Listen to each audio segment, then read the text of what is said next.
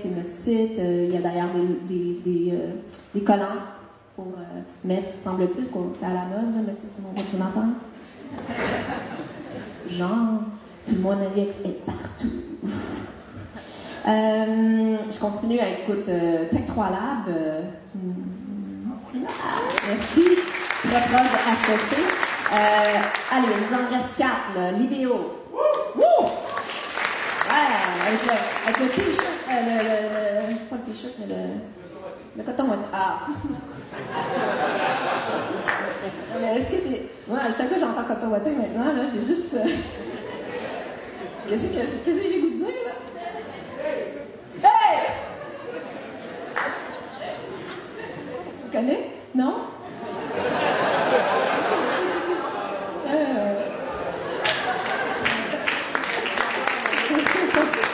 Alors, je sais pas, faut que tu expliques un peu l'histoire du coton ouaté. Vois-tu, ici au Québec, on a de la musique. Surprenamment, hein? Puis au Québec, on a un artiste qui s'appelle Bleu Jeans Bleu. C'est un groupe qui fait de la musique avec un petit ton d'absurdité dedans. Et ils ont sorti une chanson dont les paroles du refrain vont comme suit. Hey, fais-tu frais? On est-tu bien juste en coton ouaté?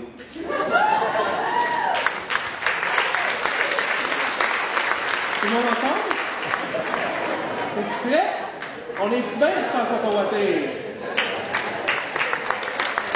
Merci! On va t'envoyer la chanson. Bon, on continue. On dérape un peu ce soir. C'est la nouvelle année. Est-ce qu'on peut la jouer? Je sais pas. Est-ce qu'on a un DJ? Écoutez, bon, là je pars. Vous savez, en 8 ans, ça fait 8 ans qu'on fait cette soirée. On doit être rendu à notre 40e édition ce soir, ou à peu près. Et en 8 ans, ça ne nous est jamais arrivé à une semaine de l'événement de se retrouver sans salle. Donc, bravo la gang d'avoir réussi à nous trouver une salle. Merci d'être là, même si on sait que c'est hors de notre itinéraire habituel. Et non, je ne sais pas si on a un DJ parce qu'on ne s'est pas rendu jusque-là dans notre nouvelle organisation à dernière minute. Je continue. Zendesk, je ne crois pas qu'on a déjà Zendesk. Wow. Right. On a également le support de UXPA et Moment Factory. Wow. Right. Alors, on enchaîne. Je vais bientôt laisser la parole à la personne la plus importante de la soirée, Célia. Je voulais également simplement vous parler de la logistique de la soirée. Ce soir, donc, on a une présentation, on devrait prendre à peu près 45 minutes, on a des périodes de questions, à peu près 1 heure. On vous invite à rester après, réseauter, faites des amis. Il reste la boisson. Oui, il reste la boisson. Il reste des choses à grignoter, possiblement. On va à la fin, toutefois, si vous avez des jobs, annoncer des choses importantes à savoir au niveau de l'industrie, au niveau du UX, venez vers la fin, on va faire des annonces, donc rapidement, on va faire du matchmaking. Puis également, oui, dernière chose, et après ça, je passe la parole à Célia. Vous savez, dans l'habitude, on fait toujours des soirées avec des conférenciers, donc on a une édition édition spéciale le 28 février. On tient une journée de formation.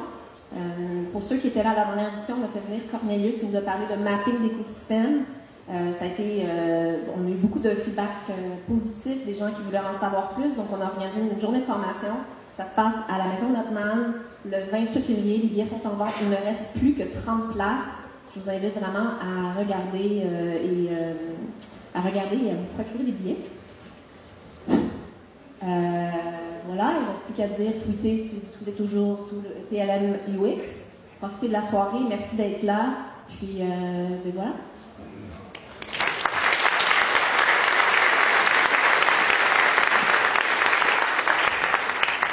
Bataille de micro. Bonsoir à tous et à toutes. Merci beaucoup d'être là. Moi, ça me fait très plaisir d'être ici avec vous. C'est toujours un bonheur de revenir à Montréal. On va parler de jeux vidéo et de UX. Déjà, je vais voir si j'arrive un peu voir les gens qui ne travaillent pas dans le UX, juste pour savoir si... Ah oui, quand même. D'accord, ok. Et qui ne travaille pas dans le jeu vidéo? D'accord. Très bien. Donc, je prendrai le temps quand même d'expliquer certaines choses pour que ce soit clair pour tout le monde et que tout le monde ait une bonne expérience ce soir. Ok. Donc, moi, mon background. Alors, pardon, je vais utiliser plein de mots anglais. J'ai l'habitude de faire cette conférence en anglais. Alors, comme mon cerveau n'est pas toujours bien réveillé, des fois, je vais retourner avec des mots en anglais. Mais ma formation est en psychologie du développement cognitif. Et j'ai un doctorat en psychologie que j'ai eu à Paris 5, je suis française d'origine. Et depuis une bonne dizaine d'années, enfin un peu plus maintenant, je travaille dans le jeu vidéo. J'ai commencé à Ubisoft, au siège d'Ubisoft, qui n'est pas à Montréal, qui est à Paris, enfin côté de Paris.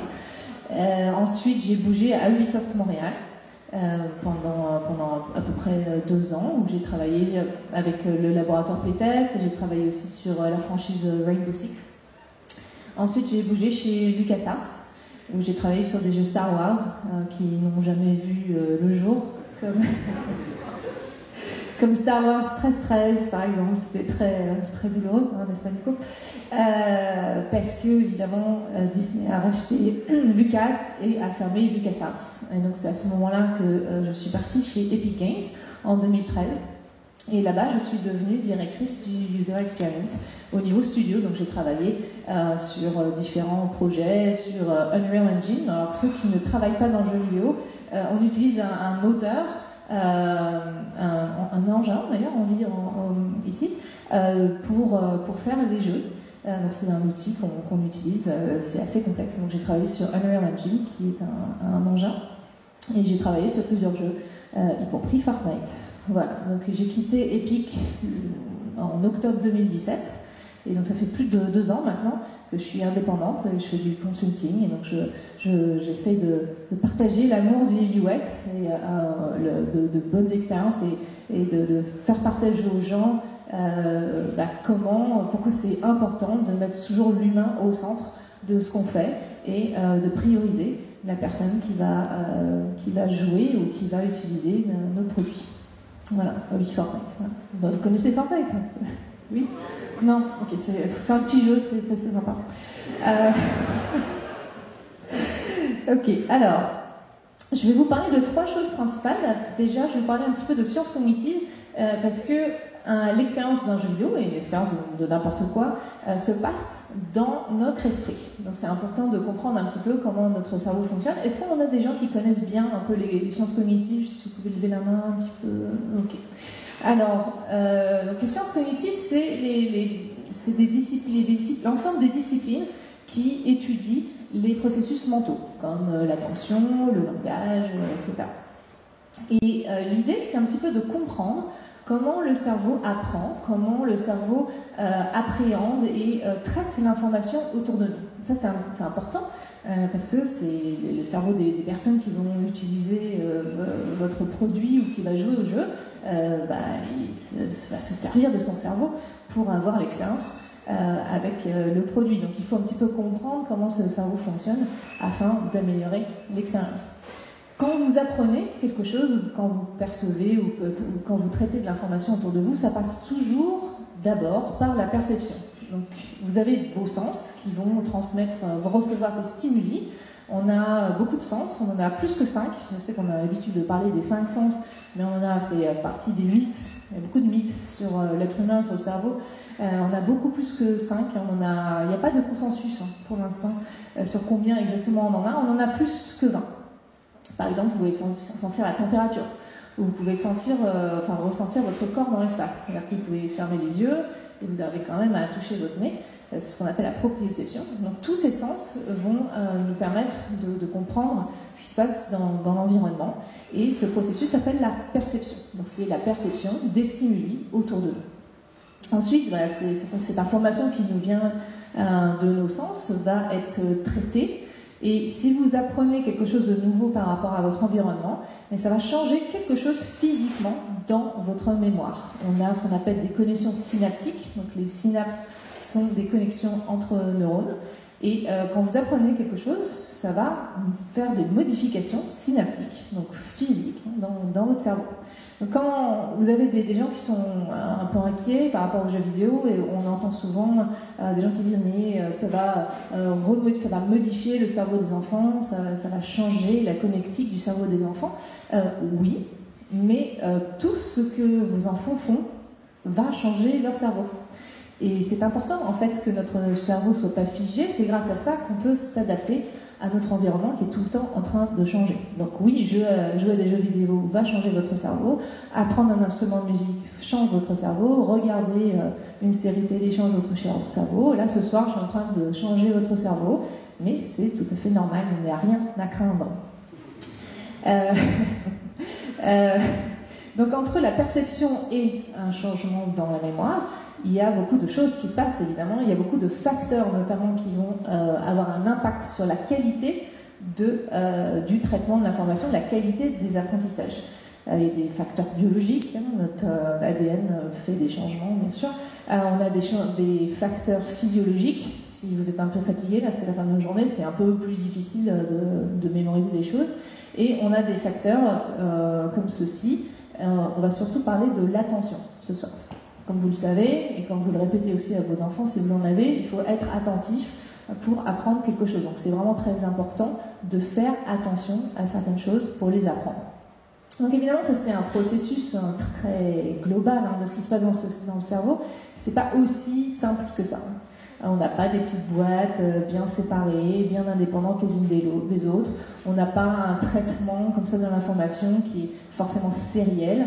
Et on n'a pas en fait de traitement de l'information. On utilise beaucoup de termes qui nous viennent de l'informatique,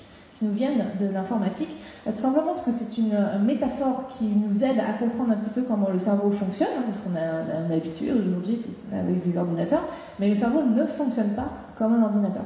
Donc à chaque fois qu'on parle de traitement, de stockage de l'information, tout ça c'est juste pour nous aider à comprendre ce qui se passe. Mais le cerveau est extrêmement complexe et il ne fonctionne pas comme un ordinateur. En fait, attention à ça, parce qu'il y a énormément... les neurosciences, c'est devenu très en vogue en ce moment. On a la neurotendance. Donc vous avez maintenant des nouvelles disciplines comme le neuromarketing ou la neuroéconomie. Et vous avez énormément de gens qui utilisent le préfixe neuro, où ils vont vous parler du cerveau tout simplement pour avoir l'air plus sérieux. Et ils vont vous servir des neuroconneries. Mais ça sonne bien et ça sonne quand à chaque fois qu'on parle de dopamine ou notre cerveau ci, notre cerveau ça. Donc faites attention, le cerveau était extrêmement complexe et à chaque fois qu'on vous entendez quelque chose déjà qui a l'air très anxiogène ou très simple ou très facile à faire pour améliorer votre cerveau, c'est souvent du bullshit. Donc c'est juste une règle générale. Faites attention à ça, parce que c'est devenu très tendance d'utiliser des termes de neurosciences. Mais moi, je vais vous parler de sciences cognitives. Voilà, donc gardez en tête que c'est extrêmement complexe, et là, c'est simplement une extrême simplification de ce qui se passe.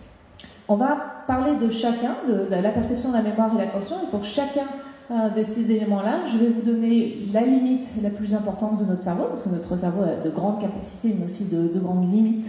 Et je vais vous donner un exemple de comment on dépasse ça pour améliorer l'expérience utilisateur en prenant l'exemple de Fortnite.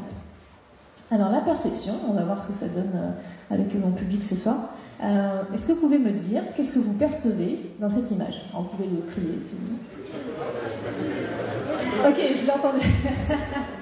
Ok, alors combien parmi vous a tout de suite vu Street Fighter dans cette image? Ok, alors les autres, vous êtes en train de vous demander, mais qu'est-ce qu'ils racontent? De quoi s'il se passe? Alors Street Fighter est un jeu vidéo de combat qui a des personnages assez caractéristiques. Et ça, c'est une représentation artistique de ces personnages dans Street Fighter. Et donc, la perception de cette image va être différente selon que vous ayez joué ou pas à ce jeu. Même si vous avez joué à ce jeu mais pas beaucoup, vous n'allez pas forcément percevoir cette image de la même façon.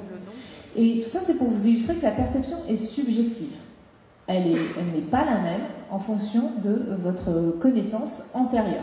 Donc si vous avez joué à Street Fighter, vous allez, surtout si vous aimez ce jeu, en général j'ai toujours quelques personnes qui sont très excitées, on les reconnaît tout de suite, et d'autres personnes qui vont peut-être voir des personnages dans ces images. Parfois j'ai des gens qui reconnaissent Link, je ne sais pas si vous avez joué à Zelda, voilà, en haut à droite. Puis d'autres personnes qui vont voir de l'ADN ou des tapis, donc ça dépend en fait. Mais pourquoi pas, et si vous êtes daltonien, comme à peu près 8% de la population masculine, il y en a aussi beaucoup moins chez les femmes, parce que c'est sur sur le chromosome X, enfin, bref, mais il y en a quand même un peu chez les femmes, mais il y a 8% de la population masculine qui présente une forme de daltonisme. Et donc si c'est votre cas, je m'excuse parce que je vous ai exclu de cet exemple. Et ça, c'est des choses qu'il faut se rappeler. Si vous n'utilisez que la couleur pour transmettre de l'information, vous n'allez pas être accessible à tout le monde. Vous allez exclure les personnes qui sont daltoniennes. Donc c'est toujours important de ne jamais transmettre de l'information simplement avec la couleur. C'est important de faire en sorte que vos interfaces et vos produits soient accessibles à toutes et à tous. Donc la perception est subjective. Bon, c'est un gros problème quand même. Surtout quand on travaille dans un jeu vidéo, on a énormément d'input, énormément de stimuli qui sont bien souvent visuels, mais parfois auditifs. Ça dépend. Sur mobile, souvent les gens ils éteignent le son, donc on ne peut pas jouer tout le temps avec ça. Mais donc on a beaucoup de stimuli visuels et auditifs, mais parfois aussi haptiques. Bon, si la perception est subjective, moi en tant que développeur de jeu, je ne peux pas être garanti à 100% que les icônes, les images, les designs des personnages, l'environnement, ce n'est pas une garantie que mon public va percevoir tous ces stimuli de la façon dont par rapport à l'intention que j'avais. C'est pour ça qu'on playteste énormément. Donc, pour ceux qui travaillent dans le UX, vous faites ça aussi. Hein, vous faites du user research, de la recherche utilisateur, pour vérifier que les personnes qui vont utiliser le produit perçoivent bien, notamment, tous ces éléments de la façon selon votre intention. Donc c'est ce qu'on a fait notamment sur Fortnite. Je vais vous donner juste un exemple, parce qu'on a fait beaucoup de tests dans ce genre. Donc ça, c'est une icône qu'il y avait quand j'ai commencé à débarrer chez Epic. Le jeu tournait déjà, il y avait déjà un petit prototype où les joueurs pouvaient détruire des éléments, récupérer des matériaux, construire et combattre des zombies. Et donc il y avait pas mal déjà d'icônes, bien sûr, qui étaient temporaires, mais qui déjà transmettent des informations. Alors, est-ce que vous pouvez me dire, qu'est-ce que vous pensez que cette icône représente dans Fortnite? Un piège, ok. Autre chose? Une forêt, ok. Ok. Il y en a un autre? Alors, j'ai fait venir des joueurs de notre public cible. Donc, en général, dans les jeux vidéo, c'est souvent des jeunes adultes. Et ils ont joué pendant une vingtaine de minutes au jeu. Et ensuite, je leur ai montré des images, des choses dans le jeu. Je leur ai demandé c'est quoi ça, pour m'assurer que leur perception matchait nos intentions. Et bien pour cette icône, effectivement, c'est l'icône des pièges. Donc vous voyez, donc ça aussi, bien sûr, c'est temporaire, c'est juste pour montrer les fonctionnalités du jeu. Vous avez, c'est l'icône qui montre la catégorie des pièges dans Fortnite. Le problème, c'est que mes joueurs n'ont pas tous reconnu cette icône comme celle des pièges, alors qu'ils venaient de jouer, donc ils avaient interagi avec cette interface. Certains voyaient une forêt, donc effectivement quelque chose qui est relié au building, à la construction. D'autres voyaient les munitions. Je ne sais pas si vous voyez l'icône qui est juste au-dessus. Vous voyez ça? Elle est assez proche de l'icône des pièges. Et donc il y avait de la confusion. Et c'est pas une confusion qu'on souhaite. C'est pas là où on challenge les joueurs dans Fortnite, la compréhension des icônes. Donc c'est important. Et les pièges sont très importants dans Fortnite. Donc il faut vraiment qu'on comprenne facilement, que ce soit intuitif. Et donc c'est pour ça qu'on a modifié cette icône pour la changer en ce qu'on appelle un archétype de piège, donc un piège à loup. Il n'y a pas de piège à loup dans Fortnite, hein, mais à partir du moment où on a changé cette icône, c'était devenu beaucoup plus intuitif et il n'y avait plus de confusion avec ça. Donc c'est comme ça qu'on modifie les choses, notamment par les playtests, afin de s'assurer que tous les stimuli soient bien perçus de la façon dont on le voulait pour les joueurs, afin qu'ils comprennent le but du jeu et quoi faire. On va faire un autre petit jeu. Vous voyez tous la sculpture Le Penseur d'Auguste Rodin?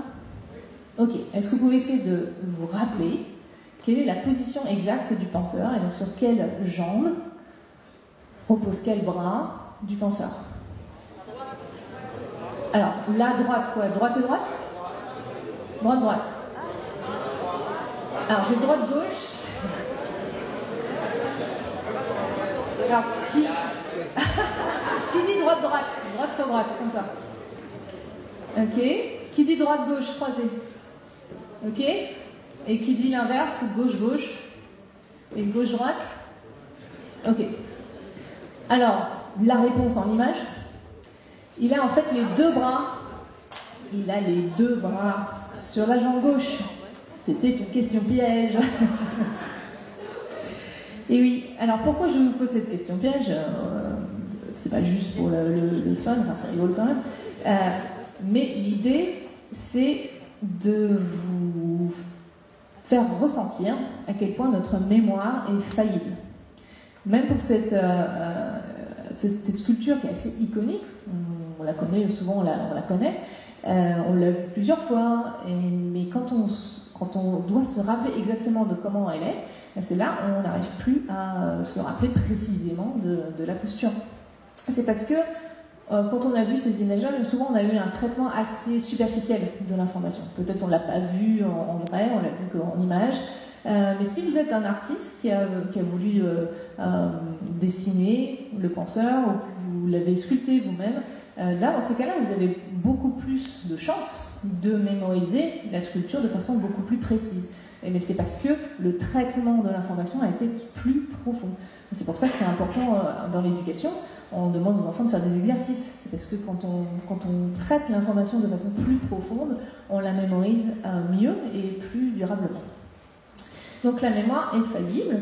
Ça aussi c'est un problème, hein, parce que dans les jeux vidéo, bien souvent c'est une expérience qu'on a sur plusieurs jours, plusieurs semaines, et si on a de la chance, plusieurs mois, voire même pour certains jeux plusieurs années. Si les joueurs qui viennent une fois, ils reviennent peut-être le lendemain, ou ils vont venir une semaine après, ou ils avaient du boulot, ou ils étaient en vacances, ils reviennent 3 semaines après, il y a de chances qu'ils aient oublié beaucoup de choses, parce qu'on oublie énormément de choses, et pour ce dont on se rappelle, c'est pas précis. Donc on essaye d'alléger la charge mnésique, la charge de mémoire, afin de ne pas avoir ce problème-là, parce qu'encore une fois, on ne veut pas challenger les joueurs en mémoire. C'est pas le but du jeu. Il y a des jeux qui challengent les gens en mémoire, hein. Et d'ailleurs en perception, il y a des jeux qui challengent la perception. Je ne sais pas si vous connaissez le jeu Monument Valley, voilà, qui est basé sur l'univers de MC Escher. C'est un jeu qui challenge sur la perception. Dans ces cas-là, on y va. Il y a des jeux qui challengent sur la mémoire, des jeux pour enfants, les jeux de mémoire, c'est tout à fait ça. Mais c'est pas le cas de Fortnite. Donc, pour des jeux comme Fortnite, on ne challenge pas la mémoire, on veut s'assurer de ne pas charger trop cette charge mnésique. Donc on réduit la charge de mémoire le plus possible, et c'est à cause de ça, c'est dans cette idée, qu'on a ce qu'on appelle les HUD dans les jeux vidéo, donc c'est Heads Up Display en anglais, en français c'est affichage tête haute. J'y peux rien. Et l'idée c'est d'avoir tout le temps à l'écran des informations dont les joueurs ont besoin. Donc, par exemple, quels sont mes équipements, quels sont mes modes de vie, quels sont les matériaux que j'ai. Donc ça, c'est important pour ça.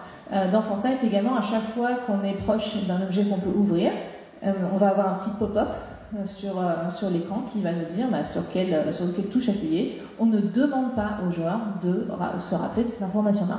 Un autre exemple dans Fortnite, on a du crafting, de la confection d'objets dans Fortnite. Et donc on ouvre un menu, puis on peut choisir qu'est-ce qu'on veut crafter. Et ben, on ne demande pas non plus aux joueurs de se rappeler du nom de l'arme ou de quoi que ce soit qu'ils veulent crafter, ni des ingrédients dont ils ont besoin, ni des ingrédients qui leur manquent. Ils peuvent épingler cette recette dans leur HUD, et comme ça, ils se focalisent sur leurs objectifs et pas sur mémoriser des choses dont on s'en fiche pour un jeu comme Fortnite. Voilà, c'est ça l'idée, c'est de réduire un petit peu cette charge numérique. On va faire un dernier petit jeu. Je vais vous montrer des cartes. Ça va aller assez vite. Je vais vous demander de choisir une carte et de mémoriser cette carte le mieux possible. Donc ça va aller assez vite. Choisissez la carte et mémorisez-la. Je parie que je peux trouver quelle carte vous avez choisie et la faire disparaître. Tum, tum, tum.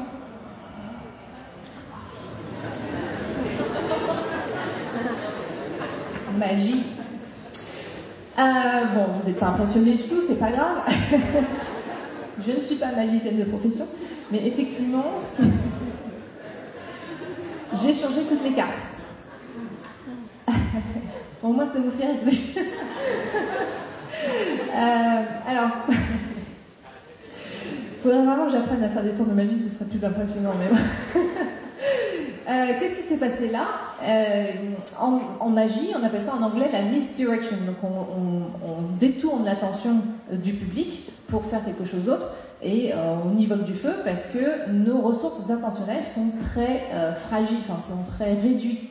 Et donc quand on porte attention à quelque chose, mais c'est à être assez ciblé et on ne va pas porter attention à tout. Donc on peut tout changer et dans bien des cas, on y vogue du feu. En psychologie, on appelle ça change blindness en anglais, la cécité au changement en français. Et c'est assez puissant, donc vous pouvez faire, il y a plein de jeux à faire si ça vous intéresse. Oui, si ça vous intéresse, vous pouvez googler ça. Il y a plein de petits jeux qui sont assez amusants et assez flippants parce qu'on ne se rend pas compte à quel point les choses peuvent changer et on s'en rend pas compte parce qu'on a une cécité à notre cécité au changement. Dans beaucoup de cas, on n'est pas conscient des limites de notre cerveau. C'est pour ça qu'on fait plein d'erreurs tout le temps. Et donc, c'est un petit peu un problème.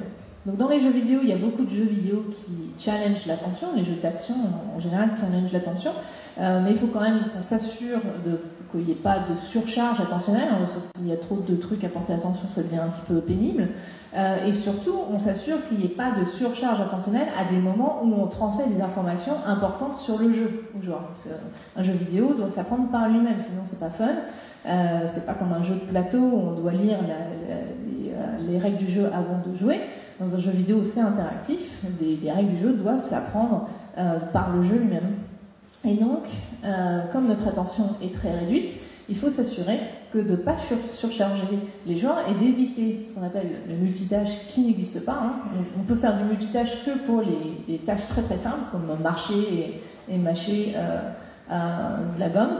Mais si ça devient un petit peu compliqué, si ça requiert des ressources attentionnelles, c'est là où on n'y arrive plus. C'est là qu'on fait des erreurs, c'est là qu'on met les clés dans le frigo, on ne s'en est pas aperçu, donc c'est ce genre de choses. Parce qu'on ne fait pas assez attention à ce qu'on fait.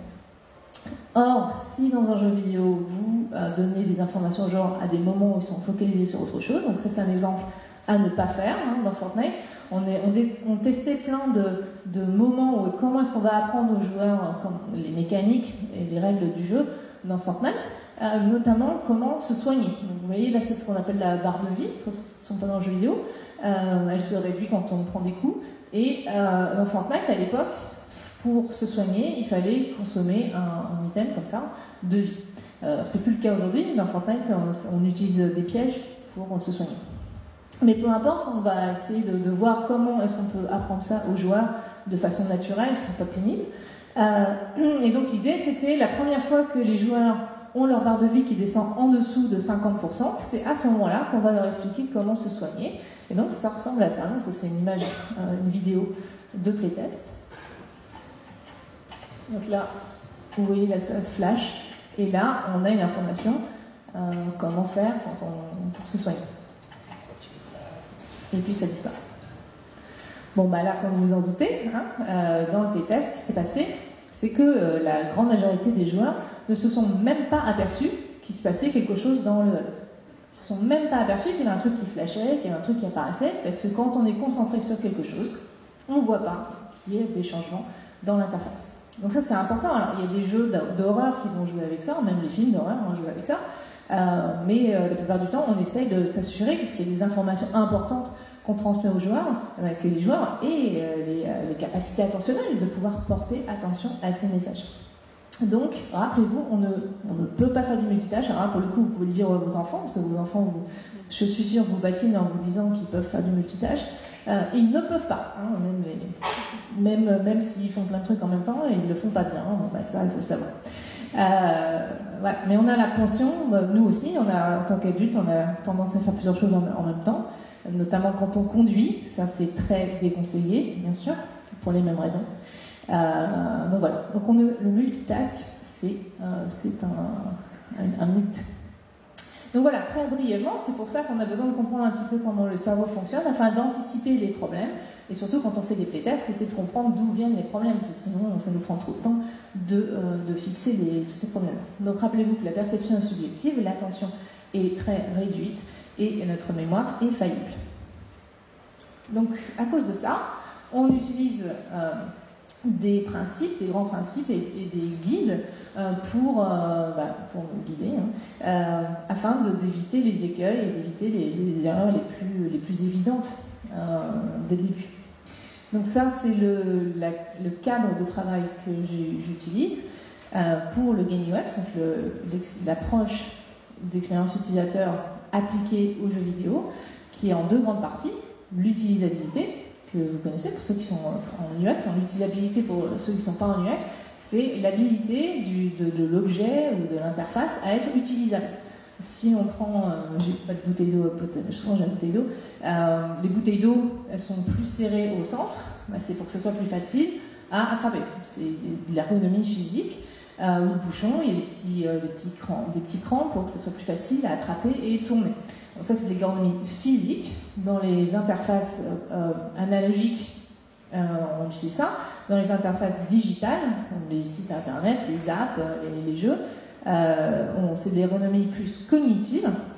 C'est donc tout ce qu'on vous a parlé avant, hein, la mémoire, l'attention, etc. On s'assure que ce soit plus facile à utiliser. Mais un jeu vidéo, c'est pas un outil. Un outil, on veut qu'il soit utilisable parce qu'on a un objectif bien précis. On veut boire l'eau dans la bouteille, par exemple, ou on veut acheter un billet d'avion. Mais un jeu vidéo, on interagit avec le système que pour se divertir. On n'a pas un but autre que d'interagir avec le système. C'est l'interaction avec le système qui est tout le but du jeu. Je vais le dire. Et donc, un jeu vidéo peut être utilisable, mais ça ne sera pas suffisant, parce qu'un jeu utilisable peut être pénible, et on n'a pas envie d'y jouer. Donc un jeu vidéo se doit d'être engageant. Si un jeu n'est pas engageant, on n'y joue pas. Et si on n'y joue pas, il n'y a pas d'intérêt de faire un jeu, des personnes ont envie de jouer. Dans le monde des outils, ou dans l'UX en général, c'est ce que Don Norman, hein, c'est un peu le papa du UX pour ceux qui ne connaissent pas, c'est lui qui a inventé le terme de UX, parle de design émotionnel. Donc, par exemple, les téléphones, hein, l'iPhone n'a pas réussi à passer au-delà du BlackBerry parce qu'il y avait plus de fonctionnalités, parce que c'était aussi plus engageant, il était plus émotionnel, plus intéressant d'utiliser un iPhone, c'est plus joli, il n'y a qu'un bouton, à l'époque c'était assez fantastique. Donc c'est ça aussi qui fait qu'on est plus attaché à certains objets qu'à d'autres. Mais dans le jeu vidéo, si on n'a pas ça, on n'a pas de jeu, si c'est pas engageant. Donc, très rapidement, en utilisabilité, on a des heuristiques. Dans les heuristiques, c'est ce qu'on appelle des règles des rule of thumb, des approximations, des règles approximatives qui nous guident. En utilisabilité, dans le web, on a les 10 heuristiques d'utilisabilité de Jacob Nielsen. Donc ça, l'idée, j'utilise ça pour établir un vocabulaire commun dans les équipes de jeu. Donc je simplifie un petit peu pour me concentrer que sur les éléments qui nous intéressent dans le jeu vidéo particulièrement, afin qu'on ait un langage commun. Et j'utilise des termes, je change un petit peu les termes pour que ce soit plus accessible, plus utilisable par les développeurs de jeux qui n'utilisent pas les mêmes vocabulaires que dans le web design par exemple. Donc les signes et feedback, pour ceux qui connaissent Jekyll Nielsen, c'est la visibilité du statut du système. C'est-à-dire que si vous rentrez dans un ascenseur, c'est un système, vous avez besoin d'aller au 5e étage. Déjà, vous avez besoin de comprendre sur quel bouton appuyer. Donc ça, c'est les signes du système. Sur quel bouton appuyer pour aller sur le numéro 5. Et quand vous êtes sur le 5e étage, quand vous appuyez dessus, on s'attend à avoir un retour, un feedback. On s'attend à ce que ça s'allume pour que le système nous dise « Ok, j'ai bien compris, je t'emmène au 5e étage ». Donc, dans tout système, on a besoin de ça. Dans les jeux vidéo, c'est très important. Donc, on s'assure qu'on a bien tous les signes et feedbacks, qu'ils soient clairs. La forme suit la fonction, c'est ce qu'on a vu avec le piège. On a besoin, juste en regardant la forme, en entendant le son d'un objet virtuel, on a besoin de comprendre quelle est sa fonction. Et si ça ne marche pas, il faut itérer. Donc en design, on appelle ça souvent l'affordance cognitive dans ces cas-là. Il faut que ce soit cohérent, on minimise la charge de travail, donc elle peut être mentale mais aussi physique. On ne veut pas que les joueurs appuient 5 fois sur un bouton pour pouvoir faire une action qui est assez commune. On s'assure de prévenir des erreurs qui peuvent être pas intéressantes dans le jeu. On aide les gens à récupérer de leurs erreurs et on apporte de la flexibilité qui est très importante pour l'accessibilité. Donc c'est toutes ces notions-là qui sont importantes. Et l'accessibilité, bien sûr, c'est pour s'assurer que tout le monde puisse jouer et ait accès au jeu, même si on est dans des cas de handicap. Bon, comme je vous disais, je passe assez vite parce que c'est très important, bien sûr. Mais un jeu vidéo a besoin d'être engageant, comme n'importe quel jeu, n'importe quel divertissement. Un livre, un film, une série télé ou même les informations que vous lisez, ça a besoin d'être engageant, sinon on ne les lit pas. Donc, j'ai inventé un mot parce que on ne sait pas trop comment appeler ça. L'utilisabilité, on connaît, le design émotionnel, on connaît, mais dans les jeux vidéo, il y a plus que ça. Et c'est pour ça que j'utilise ce terme d'engageabilité pour couvrir tout ça. Mais il y a beaucoup de développeurs de jeux qui vont appeler ça le fun, par exemple. Un jeu a besoin d'être fun. Mais tout le monde a une définition un peu différente du fun. C'est pour ça que j'utilise ce terme-là, qui permet d'englober un peu tout ce dont on a besoin de regarder. Donc, pour qu'un jeu soit engageant, et alors c'est là où je prends un peu de recul par rapport à des cadres théoriques qui existent déjà, parce qu'on n'a pas de cadre théorique sur qu'est-ce qui rend un jeu fun. Donc, je me suis inspirée de beaucoup de théories en psychologie et de ma dizaine d'années à bosser dans le jeu vidéo pour essayer d'avoir un cadre qui peut être utilisable par les développeurs. Et donc, pour moi, il y a 3 éléments principaux pour rendre un jeu fun et engageant. Le premier, c'est la motivation. Si on n'est pas motivé pour jouer à un jeu, on ne va pas y jouer. Donc il faut un petit peu comprendre comment fonctionne la motivation. La motivation, il n'y a pas de comportement sans motivation. Vous ne seriez pas ici ce soir si vous n'aviez pas été motivé pour venir. Alors peut-être qu'on vous a forcé, c'est quand même une motivation. Il n'y a pas de comportement sans motivation. Donc il faut comprendre un petit peu comment fonctionne la motivation humaine. Et l'émotion et le game flow sont là pour soutenir la motivation. Alors, je ne vais pas avoir le temps de vous parler de tout ça parce que c'est quand même assez complexe, mais je vais surtout vous parler de la motivation. Donc la motivation, on en a plusieurs types. On a énormément de théories sur la motivation humaine. On n'en a pas une qui me permet d'expliquer tous nos comportements, parce que les humains sont quand même assez compliqués. Mais disons que dans les jeux vidéo, on va avoir 2 principales motivations qui vont nous intéresser. C'est la motivation extrinsèque et la motivation intrinsèque. La motivation extrinsèque, c'est on est motivé pour faire quelque chose afin d'obtenir autre chose. Donc, par exemple, si vous avez un job que vous n'aimez pas, vous allez le faire quand même parce que vous êtes motivé pour avoir votre salaire à la fin du mois afin d'acheter des choses avec ce salaire, votre loyer, à manger, etc. Maintenant, si vous êtes passionné par votre job, vous allez avoir une motivation intrinsèque à faire ce job, c'est-à-dire que vous êtes motivé juste pour le plaisir de le faire. Donc ça, c'est très important de comprendre ces 2 types de motivation. On en a besoin, et puis ça nous guide dans notre vie. Alors, motivation extrinsèque dans les jeux, c'est assez évident. On a toujours un but dans les jeux, même si le but c'est que gagner à la fin, ça reste un but. Dans les jeux vidéo, on a beaucoup de buts, même dans les jeux de plateau, avancer, gagner des points, avoir un petit cheval ou je sais pas quoi, ou avoir l'arène et puis commencer à bouger sur tout le plateau. On a toujours des buts dans les jeux, différents types de buts, à court terme, à moyen terme et à long terme. Et dans les jeux vidéo, il faut que ces buts-là soient clairs. Parce que sinon, on ne sait pas quoi faire, on n'a pas de but précis, on n'aspire pas à quelque chose en particulier. Et en général, les buts à long terme, dans les jeux vidéo, ça va être sauver le monde, par exemple. C'est souvent un but qu'on a à long terme dans les jeux vidéo. Donc ça, on les comprend bien. Donc les buts à plus court terme, ça va être compléter une mission. Et comme ça, on gagne quelque chose qui nous intéresse pour pouvoir compléter une autre mission. Donc une arme, une nouvelle habilité, etc. Mais la motivation extrinsèque est importante, mais pas suffisante par elle-même. On a besoin aussi de motivation intrinsèque. La motivation intrinsèque, et ça c'est assez spécifique à quelques animaux, on joue, les êtres humains jouent, et on aime aussi faire des choses pour le plaisir de les faire. On va dessiner, il y a des gens qui aiment faire des maths, on va faire du sport pour le plaisir de le faire. Alors, la théorie qu'on a pour l'instant qui est la plus fiable, on va dire, pour expliquer un peu pourquoi il y a des choses qu'on fait juste pour le plaisir, c'est ce qu'on appelle je sais plus comment on dit en français, je crois que c'est la théorie de l'autodétermination, donc Self-Determination Theory en anglais, qui explique qu'on est plus engagé, on est plus motivé à faire certaines activités quand cette activité nous apporte, nous satisfait nos besoins en compétences, en autonomie et en affiliation. Alors, la compétence, c'est avoir un sens de la progression. Quand on commence à faire quelque chose, que ce soit apprendre un instrument de musique ou démarrer un nouveau job ou à faire du sport, une nouvelle activité sportive, on a besoin de voir qu'on progresse.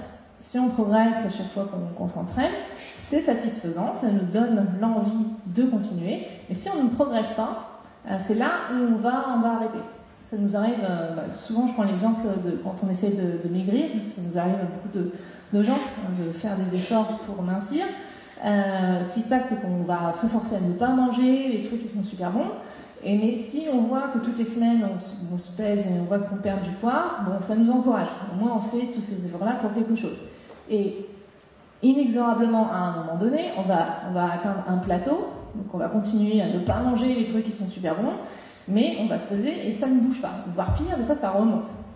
Et bien là, c'est à ces moments-là, en général, qu'on abandonne. C'est très démotivant de faire des efforts pour faire quelque chose et de voir qu'on ne progresse pas. Donc la progression, c'est vraiment très très important, c'est une notion très importante, et c'est pour ça que dans beaucoup de vos apps, je ne sais pas si vous avez des apps sportives ou des apps pour avoir une meilleure santé ou des apps financières, la FinTech, il y a toujours des barres de progression. C'est pas que pour la motivation extrinsèque, c'est pas que parce qu'on sait qu'une fois que la barre sera remplie, on va gagner un point ou quelque chose. C'est surtout aussi parce que c'est un très bon feedback, un très bon retour sur votre progression. Vous progressez. Et donc c'est pour ça qu'on a besoin en tant qu'être humain de voir notre progression. Et c'est plus facile de voir notre progression quand on réduit un petit peu nos buts.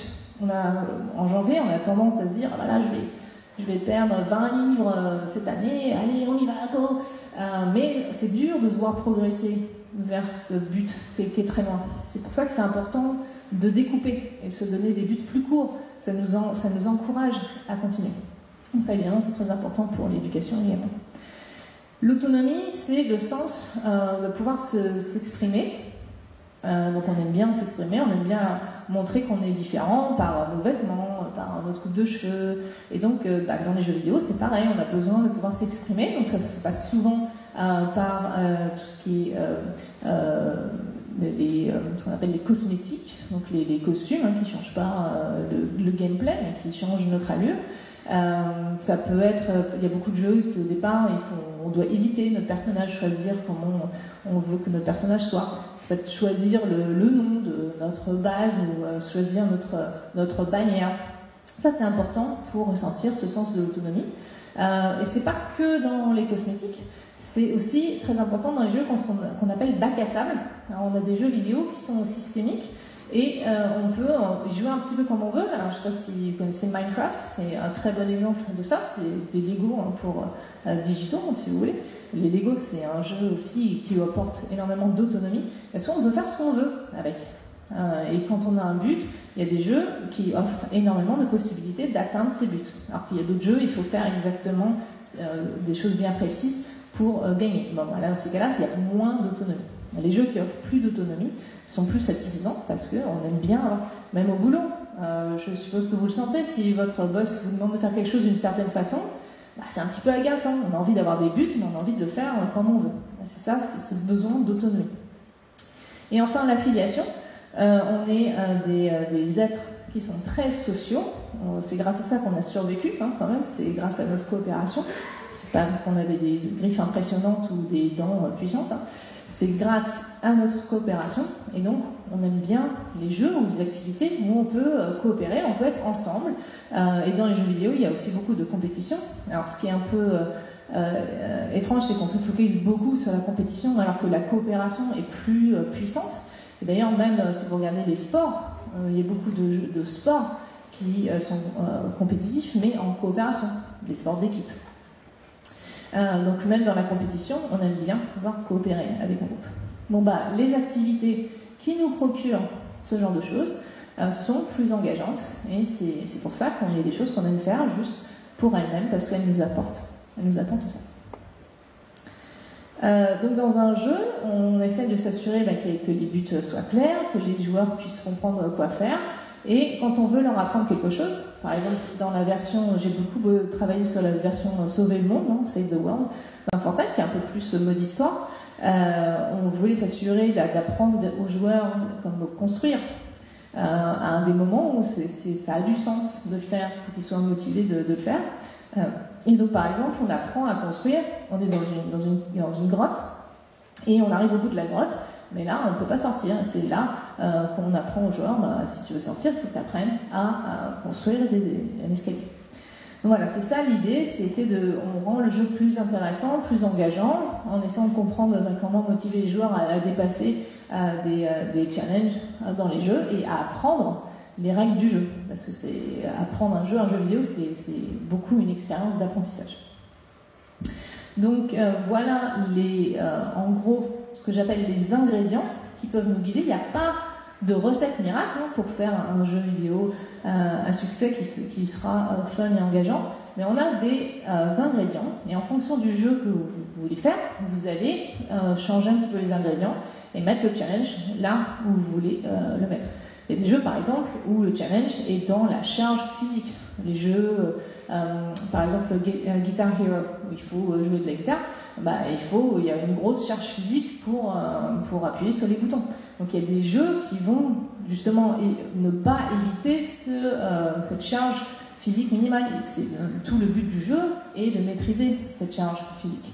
Donc en fonction du jeu, c'est là où c'est très différent des outils. Parmi vous, toutes les personnes qui travaillent en UX et pas dans le divertissement, en général, on enlève tous les points de friction possibles. On ne veut pas de points de friction. Dans les jeux vidéo, on veut des points de friction. C'est ça qui est intéressant. Si dans un jeu vidéo, il n'y a pas de challenge, ou dans n'importe quel jeu d'ailleurs, c'est pas intéressant, on ne joue pas.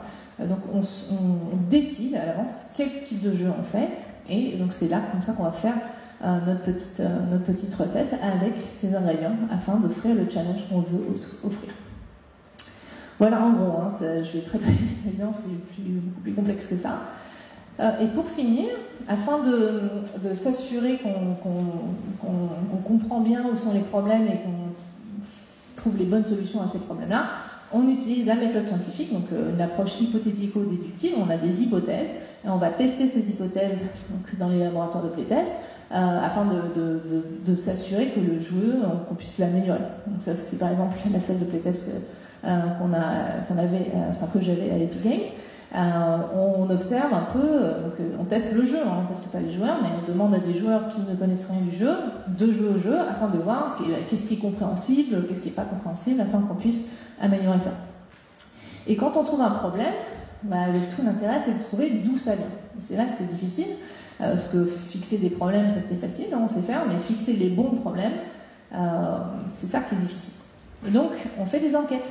Donc, par exemple, à un moment dans Fortnite, il y avait des joueurs qui se plaignaient que le jeu était tout grindy. Alors, grindy, c'est dans les jeux, souvent des role-playing games, où il faut passer plein de temps à détruire quelque chose afin d'obtenir les matériaux dont on a besoin pour construire ce dont on a envie.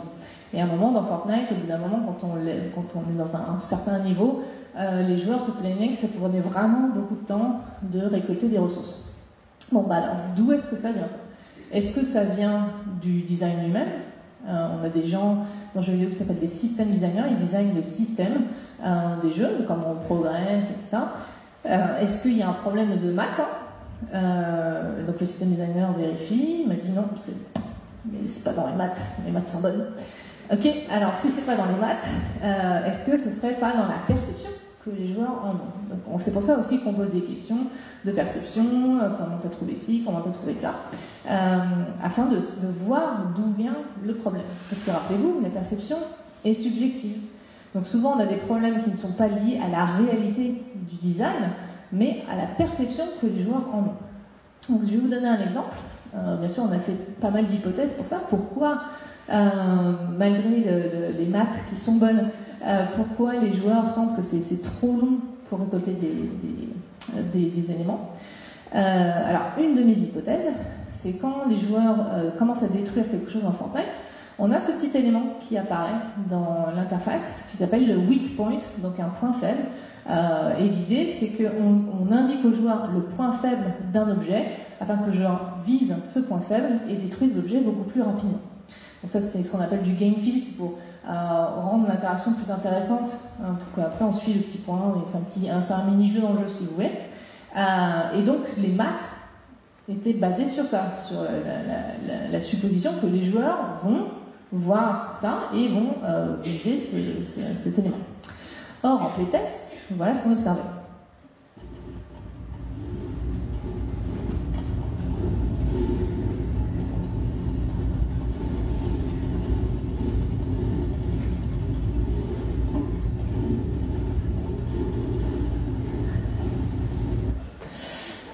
Houston, on a un problème.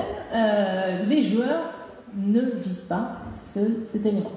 Alors évidemment, s'ils n'utilisent pas les points, les weak points, évidemment, ça va, au bout d'un moment, ça va prendre trop de temps pour harvester, pour récupérer des ingrédients, parce qu'ils prennent presque 2 fois plus de temps que ça devrait leur prendre s'ils utilisaient ce point faible. Et à l'époque, donc je prends des screenshots comme ça et je leur demande qu'est-ce que c'est ça. À ce moment-là, ils me disaient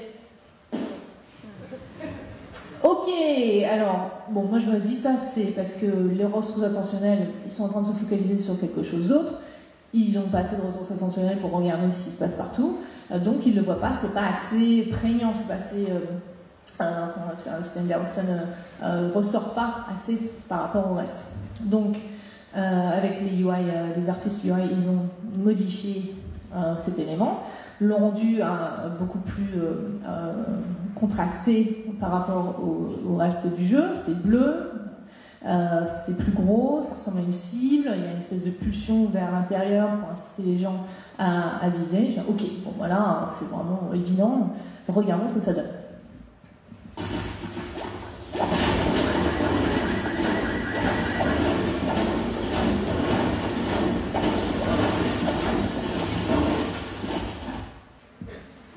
Ça, c'est une raison pour laquelle les salles de playtest sont isolées phoniquement, parce que on est là, qu'est-ce qui se passe ? On a tendance à se dire, mais merde, pardon, zut, qu'est-ce qui se passe ? Pourquoi ça ne marche pas ?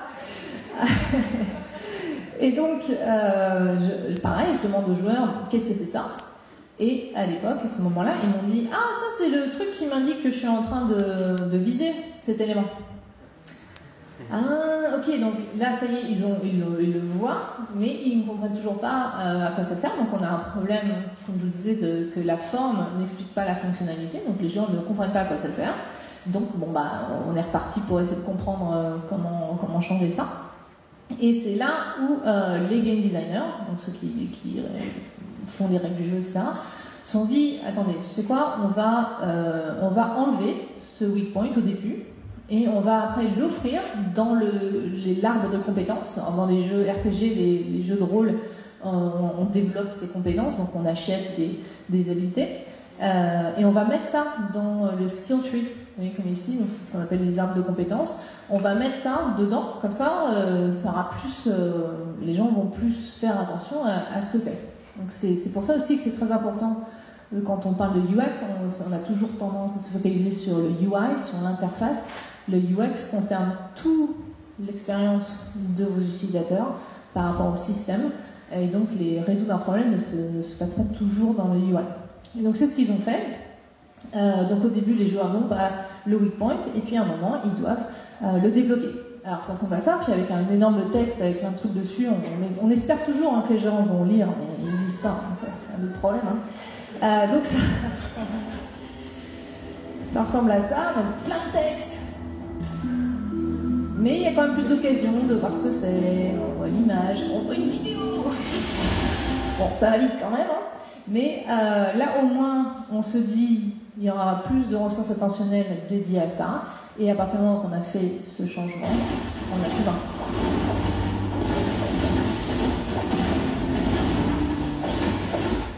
Et c'est là qu'on fait ouais. Et c'est là qu'on est content que les joueurs n'entendent pas. Sinon ils se demanderaient ce qui se passe. Donc voilà, on a réussi à régler ce problème-là. Alors on n'a pas réussi à le régler à 100%. On a toujours eu des joueurs qui mettaient beaucoup plus de temps à comprendre ça. Oh, j'ai PowerPoint qui est en train de freezer dessus, c'est sympa. On va voir si ça passe quand même. Et donc c'est ça l'idée, c'est de comprendre d'où viennent les problèmes et de les résoudre. Et donc c'est vraiment une démarche scientifique, hein, c'est de l'investigation pour régler des bons problèmes. Voilà. Avant de vous quitter, enfin avant que je passe des questions, j'aimerais quand même vous parler des dark patterns, parce qu'on entend beaucoup ces termes-là aujourd'hui, et il y a beaucoup de gens qui mélangent le UX avec le dark pattern. Alors, je ne sais pas si c'est ce que vous pouvez ressentir en tant que professionnel UX, pour celles et ceux qui sont dans la salle. Il y a plusieurs personnes qui disent, est-ce que un trop beau UX, ça peut être du bad UX? Alors les dark patterns, c'est un design qui est fait exprès pour tromper les gens afin d'acheter quelque chose de plus cher ou de faire quelque chose qu'ils n'avaient pas forcément envie de faire au bénéfice de la société qui est derrière et donc au détriment de l'utilisateur. Quand on fait du UX, on est quand même les seuls professionnels avec le U dans notre intitulé. Donc pour utilisateur, on place l'utilisateur au centre. C'est l'humain qui nous intéresse en premier. Et donc c'est pour ça qu'on essaie de comprendre les biais cognitifs, on essaie de comprendre les limites du cerveau humain afin de rendre les objets plus faciles, plus intuitifs à utiliser pour que les gens ne soient pas frustrés quand ils aient des choses à faire, qu'ils puissent les faire et faire vivre leur vie et puis utiliser les outils comme ils veulent. Mais bien sûr, ces biais cognitifs peuvent aussi être utilisés à mauvais escient pour avoir des dark patterns. Alors, voici un exemple qui, pour moi, n'est pas un dark pattern, parce que donc, dans World of Warcraft, vous avez un personnage que vous développez pendant très longtemps, et si à un moment vous en avez assez, vous voulez supprimer votre personnage, vous avez un écran qui apparaît, vous êtes sûr de vouloir supprimer votre personnage, et non seulement il faut le confirmer, mais en plus il faut taper supprimer dans le petit encart. Alors on pourrait se dire, ça c'est un dark pattern, ils essaient de nous faire réfléchir à deux fois avant de supprimer le personnage, parce que c'est pas dans l'intérêt de la compagnie d'arrêter de jouer. Mais ça, c'est ce qu'on appelle de la prévention de l'erreur. Supprimer un personnage qui nous a on a peut-être mis des heures à développer ce personnage.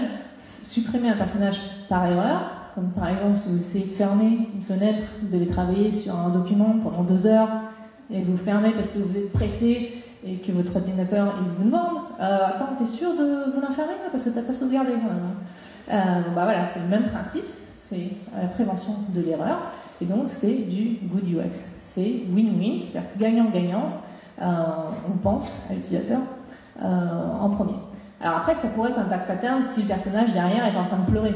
T'es sûr, tu peux pas dire. Là, oui, ce serait un dark pattern. Mais donc, dans les jeux vidéo, et puis beaucoup dans la tech, on entend beaucoup parler, c'est ce qu'on appelle l'attention, l'économie de l'attention. Et on a beaucoup de gens qui vont dire que c'est du dark pattern. Alors, un dark pattern, c'est quand c'est vraiment clairement fait pour tromper les gens. Je crois que je sais plus si j'ai un exemple d'Amazon de dark pattern. Je crois qu'il vient après, je vous montrerai. Sinon, je vous le sortirai après. Il me semble que je l'ai vu dans le site. C'est vraiment fait pour tromper. Après, il y a des choses où on n'est pas sûr. Parce que si c'est du gagnant-gagnant, comme on a vu tout à l'heure, bon, il y a des fois, c'est pas un dark pattern, parce que c'est pas fait pour tromper. Toute l'information est devant les gens, ni faire changer d'avis. L'économie d'attention, c'est pour ça que c'est un peu délicat. C'est parce que souvent, c'est pas très clair. Alors, vous avez des exemples de ça avec l'autoplay, que ce soit sur YouTube, sur Facebook, sur Netflix, toutes ces plateformes-là, qui d'un seul coup ont commencé à dire vous êtes venus pour regarder une vidéo, on a fini de regarder la vidéo, on pourrait s'arrêter là, c'est déjà qu'on a des suggestions à voir après, mais on va faire un autoplay, parce qu'on sait qu'on a un biais cognitif, qui est le biais du status quo. On a tendance à rien faire quand on n'a rien à faire. Et donc si la vidéo se joue derrière, ou sur Netflix, on se dit allez, je vais me coucher, puis la vidéo joue, allez, je vais m'en faire un petit dernier. On pourrait s'arrêter. Donc c'est pas un dark pattern dans le sens où on nous force, où il y a une information qui nous est cachée, mais ça nous encourage à rester alors que peut-être au départ on n'avait pas forcément envie de rester. Seth Tristan-Harris en parle. Alors après il rajoute du neurobullshit dedans avec la dopamine, ça c'est un bon problème. Mais effectivement c'est quand même quelque chose dont il faut avoir conscience. Il y a quand même cette surenchère parce que on essaie tous d'avoir l'attention, que ce soit le divertissement, les informations, on cherche tous à avoir l'attention des gens. Alors après pour les enfants c'est un petit problème encore supplémentaire. Il y a Snapchat, donc par exemple, je ne sais pas si vous connaissez un petit peu, on a ce qu'on appelle des streaks, c'est-à-dire qu'on a des chaînes, donc on s'envoie un message, et si notre ami nous envoie un message, hop, le lendemain, il faut qu'on continue la chaîne, et là, après, on a des multiplicateurs. Et on peut arriver jusqu'à 150 jours d'affilée où on s'est envoyé des messages parce qu'on est amis. Mais là, le problème, c'est que quand on n'envoie pas un message un jour, on va être la personne qui va casser la chaîne. Alors, je pense pas que ce soit forcément fait de façon néfaste. Je pense que l'idée c'était on va faire un petit design pour encourager à se faire des messages, c'est sympa. Mais le problème, c'est qu'on se retrouve avec des enfants qui se font des messages avec plusieurs amis et ne veulent pas être la personne qui va casser la chaîne. Et donc, s'ils partent en vacances ou quoi que ce soit, ils donnent leur mot de passe à d'autres enfants, à leurs amis, pour « Attends, tu peux me faire tous les messages à tout le monde ». Et là, ça devient quand même un petit peu embêtant. Et le problème avec les enfants, c'est que donc, on a une partie du cerveau qui est le cortex préfrontal qui, entre autres, nous aide à contrôler nos pulsions et contrôler tous nos comportements automatiques. Cette partie du cortex, c'est la dernière à maturer. Elle mature à peu près vers 25 ans. C'est pour ça que les adolescents ont tendance à avoir des conduites à risque. Et c'est pour ça que les enfants ont tendance à continuer à faire des choses qu'ils aiment faire, peu importe ce que ce soit. Manger des bonbons, jouer à des jeux vidéo, discuter sur Snapchat, être au téléphone avec leurs amis. Quand j'étais gamine, c'était surtout ça. On a tendance, quand on est enfant, à ne pas pouvoir s'arrêter.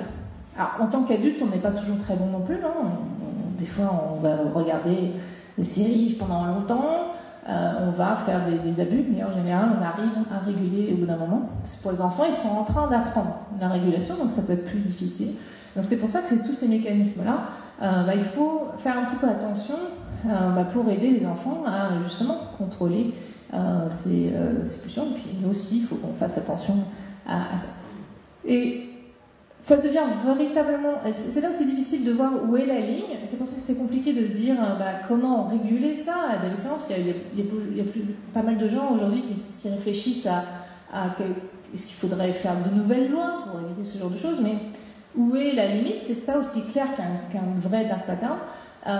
Pour moi, la limite, ce serait vraiment, il y a parfois des jeux, de la technologie qui vont punir le désengagement. Il y a beaucoup de tech qui récompensent l'engagement. Si, les airlines, les compagnies aériennes, ont été les premières à le faire avec les miles. On récompense l'engagement. Et on a tendance à penser que c'est du bon UX. Je suis bonne cliente, j'ai envie d'être récompensée parce que je suis bonne cliente. Mais là où ça devient un petit peu plus pernicieux, c'est quand on punit le désengagement. Donc les jeux où il faut se connecter tous les jours, et si on ne se connecte pas tous les jours, on va perdre la chance d'avoir quelque chose qui est que juste une seule saison et qu'après ça ne sera plus jamais disponible. Là, ça punit le désengagement. Là, ça va un peu trop loin. C'est pas juste récompenser l'engagement, on punit les engagements. Donc ça, c'est des choses comme ça qu'il faut réfléchir, à vraiment recommencer à recentrer le débat sur quelles sont les mécaniques qui posent problème et quelle est la limite. Et c'est vraiment des débats éthiques, c'est pour ça que c'est compliqué, c'est pas clairement mauvais pour la santé, donc il faut comprendre à quel moment ça pose problème, et là où on met la limite, et quelles sont les mécaniques qui posent problème. Dans les jeux vidéo, on a tendance à parler de jeux en disant qu'ils sont addictifs, et il y a beaucoup de journalistes de jeux vidéo, de joueurs et de studios qui utilisent ce terme de façon positive. Regardez, ce jeu, il est fun et addictif. Je suis super addict à ce jeu ou à cette série télé, c'est génial. L'addiction, c'est une pathologie. C'est pas fun du tout. Il faut prendre conscience quand même qu'il y a des gens qui en souffrent, qu'il faut les aider. Et donc, ça n'a aucun sens d'utiliser ce terme-là juste pour dire qu'on est engagé avec quelque chose. Bon, je parle trop. J'aimerais quand même vous montrer... pourquoi il n'est pas là? Je croyais que je l'avais là, celle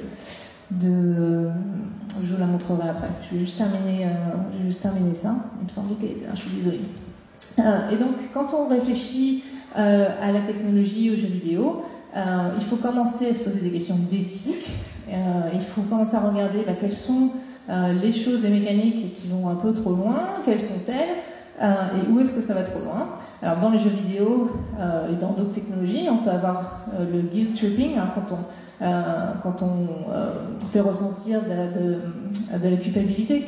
Donc, par exemple, si le personnage pleure alors que je veux supprimer, là, on donne de la culpabilité. Donc ça, il faut éviter ce genre de choses, évidemment. L'aversion à la perte, c'est quelque chose qui est très forte chez l'être humain. Si vous dites, si tu continues pas de jouer, tu vas tout perdre. On avait ça beaucoup à l'époque, dans les jeux vidéo d'arcade. Il fallait mettre encore des coins. Si on ne met pas une pièce, un quarter, on a perdu. Donc ça jouait un peu sur l'aversion à la perte. On a le fear of missing out, donc la peur de manquer quelque chose. Il y a un événement, il faut absolument être, si t'es pas là à l'événement, tu te rends pas compte. Si on n'est pas là tous les jours, on va rater quelque chose.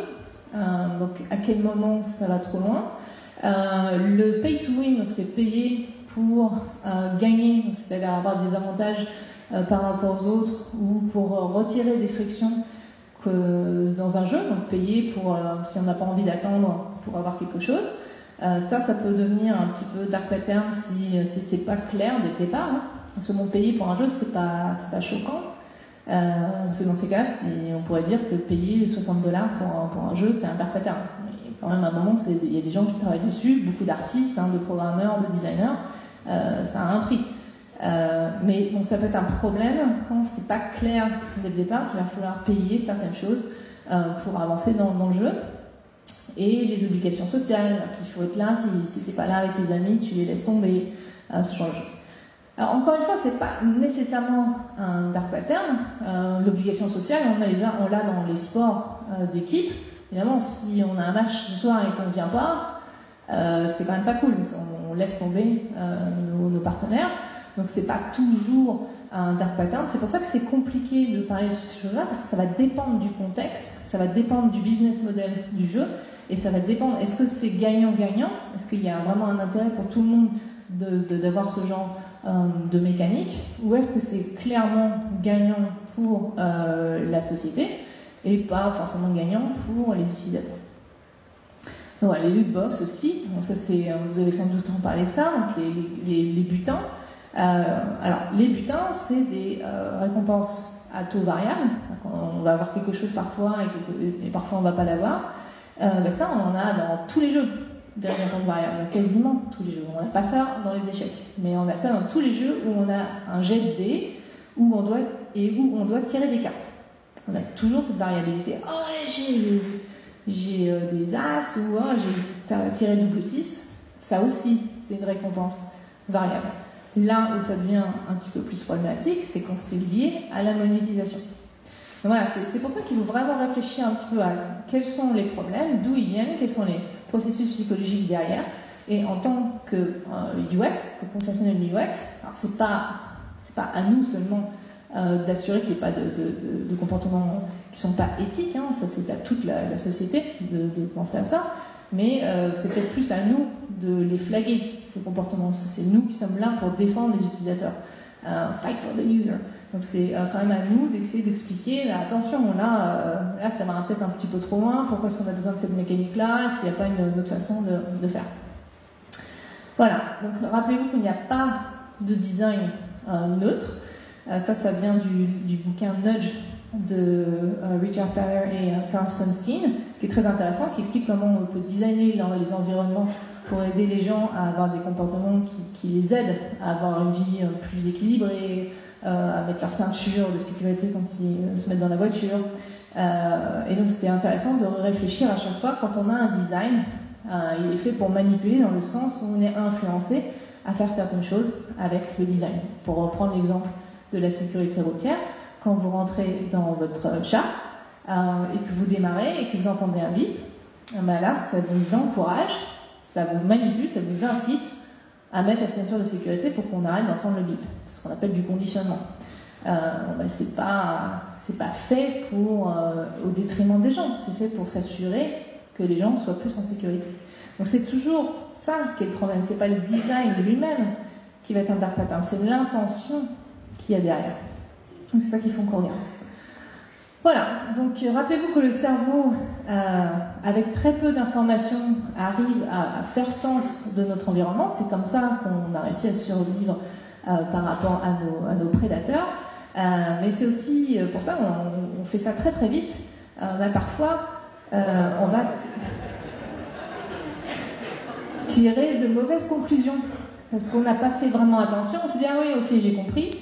Et donc c'est ça le UX, c'est de s'assurer que les gens ne vont pas faire de mauvaises conclusions. Et dans les jeux vidéo, parfois, les joueurs comprennent mal quelque chose et du coup, ils n'arrivent pas à jouer, ça les énerve, et puis ils arrêtent de jouer, puis ils vont jouer à autre chose.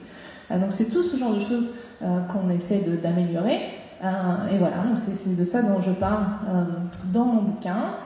J'ai pas mal de ressources sur mon blog, si ça vous intéresse. Il y a notamment plein de livres, de liens, il y a plein de présentations qui sont gratuites, donc vous pouvez regarder ça. Et si vous avez des questions, vous pouvez me contacter sur Twitter. Voilà, merci beaucoup pour votre attention.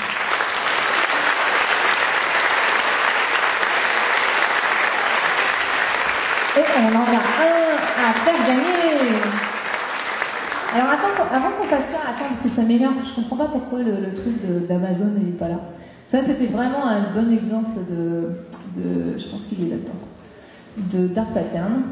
Je vais vous le montrer quand même. Ah, il est là. Ok, donc voilà, ça c'est un exemple où clairement, c'est un dark pattern.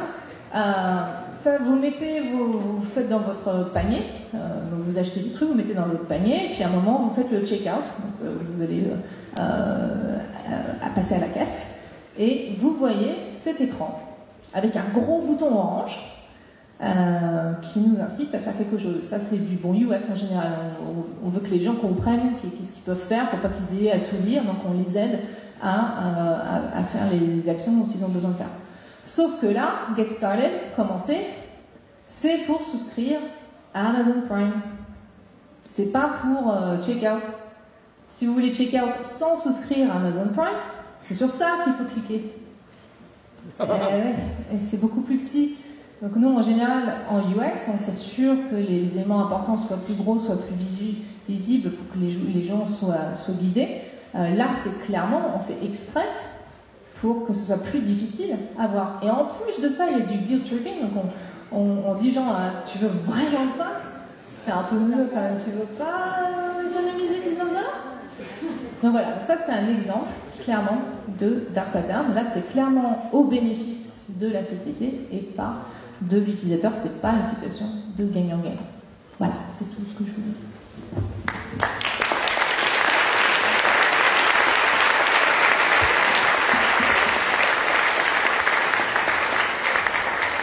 Alors, c'est la période des questions. Je suis sûr qu'il y a plein de questions dans la salle.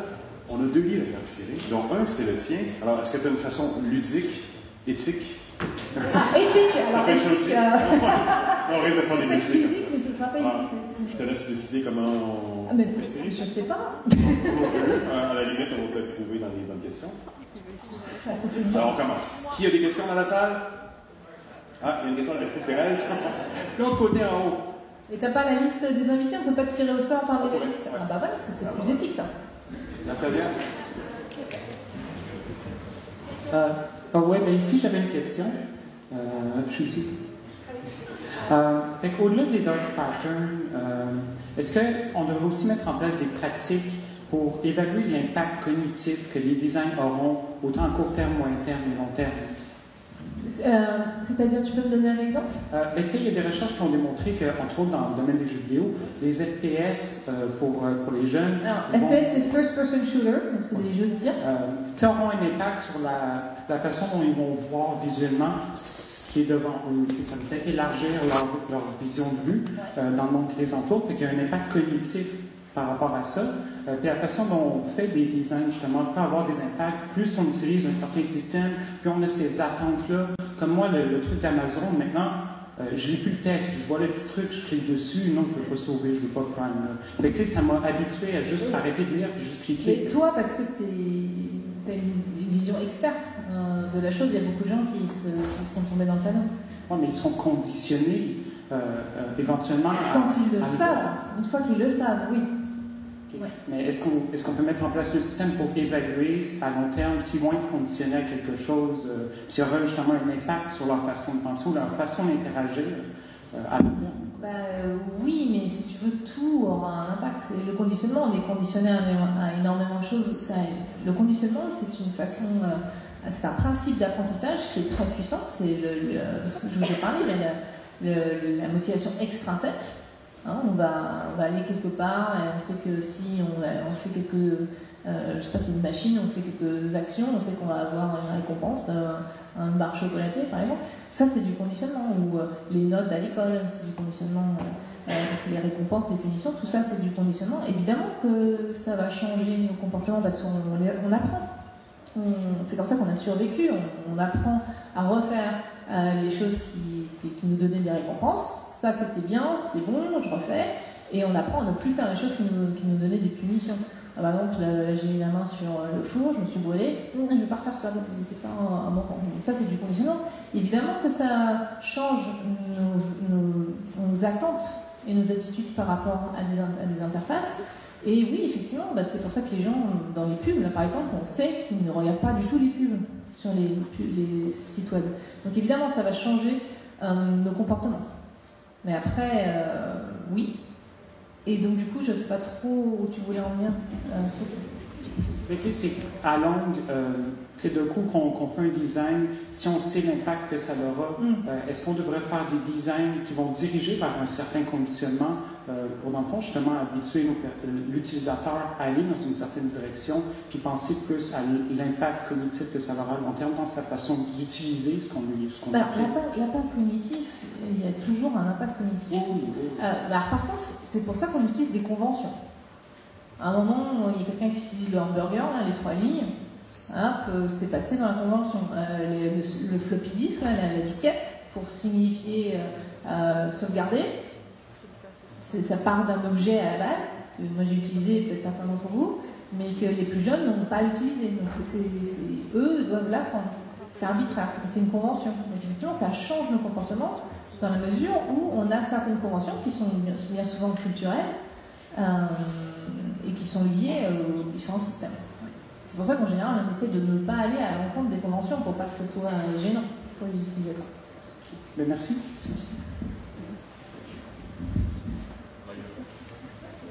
Il y a une autre question de l'autre côté, le temps que Thérèse se rende, on fait tirer un livre? Allez. Ouais, pas de l'autre côté. Laisse-moi le temps de faire tirer un livre. Va de l'autre côté.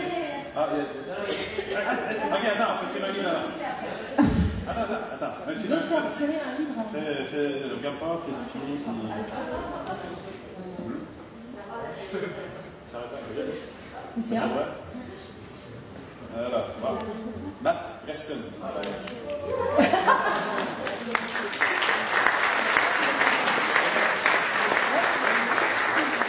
On va lui donner. Ouais. Je te le signerai si tu veux tout à l'heure, si ça t'intéresse. Ou pas, hein, si ça t'intéresse.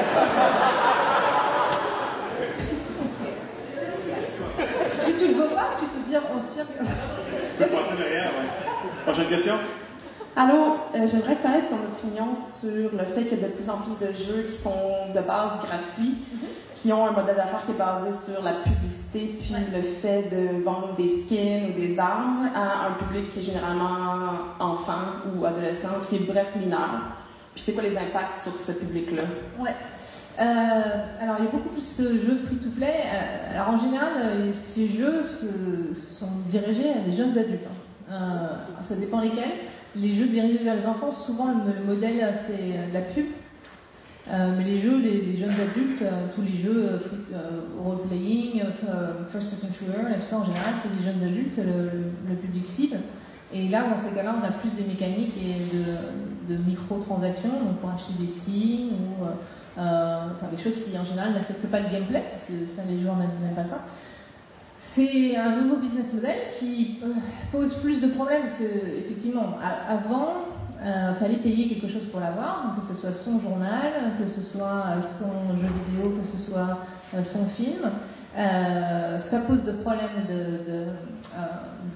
d'accès, parce que les personnes qui ne peuvent pas se l'acheter ne l'ont pas. Mais maintenant, de plus en plus de gens s'attendent à ce que les jeux soient gratuits. C'est plus démocratique dans le sens où tout le monde peut y accéder. Mais après, il faut bien trouver un moyen de se rentabiliser. Ça coûte très très cher de faire des jeux. On sait plusieurs millions de dollars pour faire des jeux. Il y a énormément de gens qui travaillent sur les jeux. Et effectivement, comment on trouve le moyen que ce soit rentable. La plupart, il faut se rappeler que la plupart des jeux free-to-play ne fonctionnent pas bien. Il y a beaucoup de studios qui meurent. Je ne sais pas si vous avez entendu parler de Telltale, qui est le studio qui faisait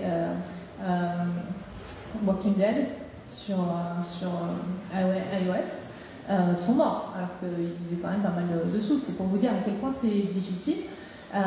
Et les joueurs de plus en plus s'attendent à ce que les jeux soient gratuits, beaux, qu'il se passe des trucs toutes les semaines, toutes les 2 semaines, ou au minimum tous les mois.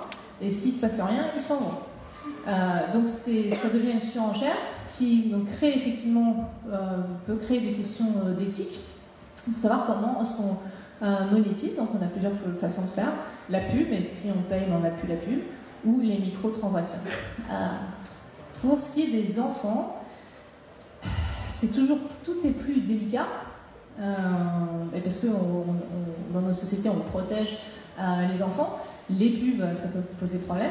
Il y a eu des cas où il y avait des jeux destinés pour les enfants dont les pubs étaient des pubs de gambling. Alors, c'est pas forcément la faute du studio, hein. Juste, je vous le dis, parce que le studio achète, je veux un espace publicitaire dans mon jeu pour faire des sous, il ne contrôle pas ce qu'il y a dedans. Mais évidemment, s'il y avait plus de pression de la part des parents, on trouverait un moyen de contrôler ce qu'il y a dedans. Donc ça pose quand même un problème, parce que vous pouvez avoir une pub pour un contenu qui n'est pas adapté aux enfants. Les lootbox posent problème, parce que quand on est enfant, c'est plus difficile de s'arrêter de trucs à taux variable, surtout quand on veut avoir la skin que tous nos copains ont. C'est ça aussi le problème, c'est qu'on a ce problème qu'on avait déjà à l'époque. Moi, quand j'ai grandi, si tu n'as pas les bonnes baskets de la bonne marque ou le bon coton ouaté, on est agressé. Enfin, il y a quand même, les enfants ne sont pas tendres entre eux, et donc ça peut créer ce côté de fear of missing out où les enfants vont essayer d'avoir la skin et ça dépasse ce qu'on prévoit pour les adultes, parce qu'il y a moins ces problématiques-là pour les adultes. Donc effectivement, ça pose des problèmes. C'est pour ça qu'il est important de regarder le rating,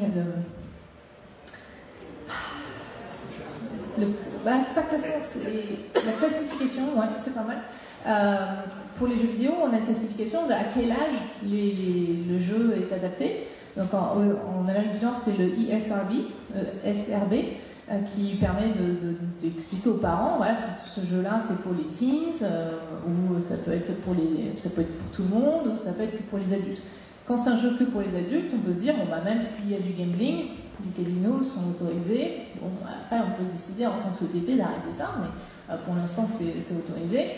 Maintenant, si c'est un jeu pour teens, qui est accessible à des gens qui sont mineurs, là, il faudrait commencer à regarder quel est le problème. Et c'est pour ça que des pays comme la Belgique interdisent les lootbox. Parce que le problème, c'est qu'on pourrait dire, on l'interdit, si les joueurs sont en dessous de 18 ans, on l'interdit. Mais on ne peut pas, contrairement au casino, on ne peut pas demander la carte, l'ID, aux gens qui jouent. Les gens peuvent mentir. Donc c'est très compliqué, donc c'est pour ça qu'on se dit, si le jeu n'est pas juste pour adultes, on interdit les lootbox, comme ça on règle le problème. Donc c'est des choses comme ça qu'il faut regarder. Effectivement, il y a des choses qui posent problème, il faut comprendre pourquoi ça pose problème, et ça pose problème quand c'est tout un tas de choses. Donc, déjà, le jeu, il faut qu'il soit fun, s'il n'est pas fun, tu pourras mettre tous les schémas de motivation que tu veux, ça ne marchera pas. S'il est populaire, ça fait encore plus d'intérêt, on a plus envie d'avoir quelque chose dans ce jeu que si c'est pas un jeu que tout le monde joue. Donc c'est pour ça que le studio, quand il développe son jeu, il ne sait pas si son jeu va être populaire, pas populaire, qui va y jouer.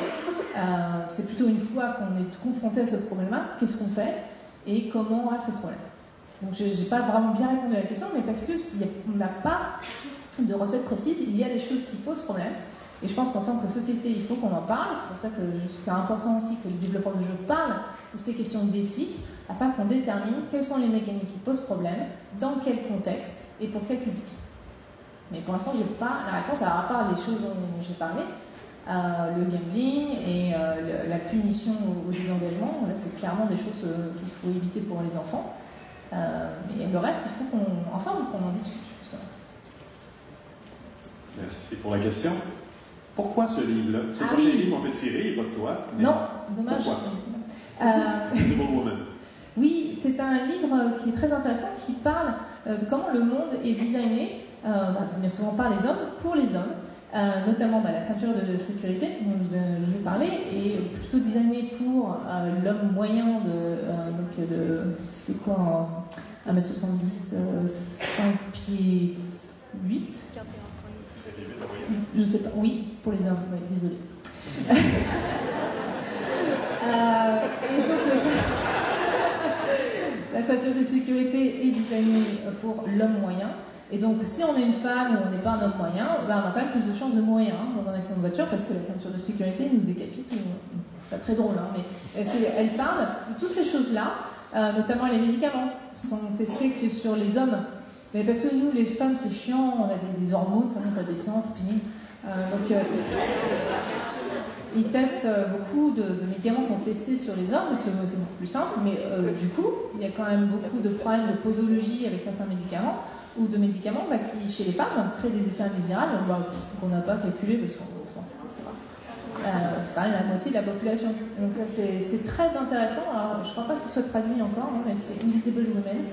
Et ça parle de toutes ces questions-là, et ça parle du design, comment le monde est designé d'une certaine façon, qui discrimine contre les femmes. Oui, alors c'est de qui? C'est de Caroline Criado-Pérez. Alors c'est sur mon site, sur mon site internet, sur la page de ressources, il y est. Vous avez le lien aussi. Alors, est-ce que ce soit un homme ou une femme qui gagne? Je veux que ce soit équitable. Alors. Chloé Bush. Voilà, équitable. Oui, est-ce que tu es là? Tu vois un petit mec qui se lève. On va aller te le porter, j'ai l'impression que tu ne veux pas venir. Mais chacun fait ce qu'il veut. Comment? Chacun fait ce qu'il veut. L'accessibilité, on a fait ce qu'il veut. On n'a pas envie de venir, on peut bien. Non, prochaine question, là. Bonjour Célia et merci pour ton intervention. Je te suis un peu sur Twitter et notamment suite à un documentaire de Game Spectrum de Thomas que tu as réagi récemment. Oui. Je voulais avoir ton... T'as répondu, tu as pris parti pris sur Twitter. Je je voulais avoir ton avis sur le fait que dans ton travail, maintenant que tu es consultante, on parle, il y a une autre vidéo qui a tourné un peu sur Twitter sur le Psy Gamer de Michael Stroma qui dit qu'il soigne les addictions de certains enfants sur Fortnite en utilisant Zelda de la Nintendo Switch, où comme tu as pu le proposer, il y a des règles, etc. Il pousse notamment des jeux comme Shadow of Colossus ou Ico. Je voulais savoir ton parti pris en tant que consultante maintenant, quand tu peux peut-être avoir des questions politiques où on doit être bankable, etc. Comment tu te positionnes par rapport à ça? Et est-ce que soigner le jeu vidéo par le jeu vidéo, qu'est-ce que tu en penses? Et voilà. Alors c'est délicat pour moi de répondre à cette question parce que je ne suis pas psychanalyste. Je ne suis pas addictologue, c'est pas ma spécialité. C'est pas à moi de dire si déjà l'addiction au jeu vidéo n'existe pas, c'est quand même un énorme débat. Alors l'OMS, l'Organisation mondiale de la santé, a récemment dit qu'elle allait rajouter le gaming disorder, donc le trouble du jeu vidéo, le trouble du jeu, dans le ICD, donc c'est leur gros dictionnaire des troubles. Mais ça pose énormément, il y a beaucoup de personnes, de psychanalystes, de psychiatres, de chercheurs qui réagissent en disant mais pourquoi est-ce qu'on crée un trouble du jeu vidéo spécifique? On a des comportements pathologiques en fonction de pas mal de choses, le sport, le jeu vidéo, les séries, etc. Est-ce que c'est pour autant qu'on va créer un trouble spécifique au jeu vidéo? Donc il y a tout ce débat-là. Donc encore une fois, c'est pas à moi de trancher. Par contre, je me permets de le rappeler quand même aux gens qu'il n'y a pas de consensus, qu'il y a énormément de débats à ce niveau-là. Après, il y a beaucoup de gens qui utilisent le jeu vidéo comme médium, comme médiateur pour aider à faire parler les enfants, parce que quand on voit un trouble du comportement avec les jeux vidéo, on s'aperçoit que souvent c'est un mécanisme de coping. On s'échappe un peu. C'est souvent des enfants ou des adultes qui ont des problèmes d'anxiété, de dépression, ça va pas, et on s'échappe dans le jeu vidéo, parce qu'on contrôle mieux le jeu vidéo. Donc il y a souvent ces questions-là. Et donc, quand on regarde les gens qui soignent ces troubles-là, essaient de comprendre pourquoi certaines personnes vont s'échapper dans le jeu vidéo, alors que parmi les 2 milliards et quelques de joueurs dans le monde qui jouent aux jeux vidéo, la plupart vont très bien. Donc c'est ces questions-là, et après, le jeu vidéo peut être utilisé comme médiateur, comme tout un tas de choses artistiques. On utilise la musique, par exemple, comme médiation, on utilise le théâtre, le jeu vidéo peut aider justement. Ce qui est intéressant, c'est que dans le jeu vidéo, on doit contrôler ses pulsions. On va perdre, on a des challenges qui sont difficiles, il faut recommencer. Donc il y a des choses intéressantes dans le jeu vidéo pour aider justement les enfants et les adolescents à dépasser certaines choses. Donc oui, c'est pour ça que ça pose aussi problème de diaboliser le jeu vidéo. Alors le jeu vidéo ne va pas sauver le monde, et c'est pas non plus un diable. C'est-à-dire que le jeu vidéo a énormément d'avantages. C'est utilisé pour quand la VR, la réalité virtuelle, va être utilisé pour aider les gens à dépasser leurs phobies. Par exemple, il y a un jeu vidéo aussi qui est très intéressant, ça s'appelle Mindlight. C'est l'Institut Playing Nice Institute qui fait des recherches sur les jeux vidéo. Et ça, c'est un jeu vidéo qui aide les enfants qui sont anxieux à gérer leur anxiété. C'est un jeu vidéo qui utilise une petite électrode sur le crâne.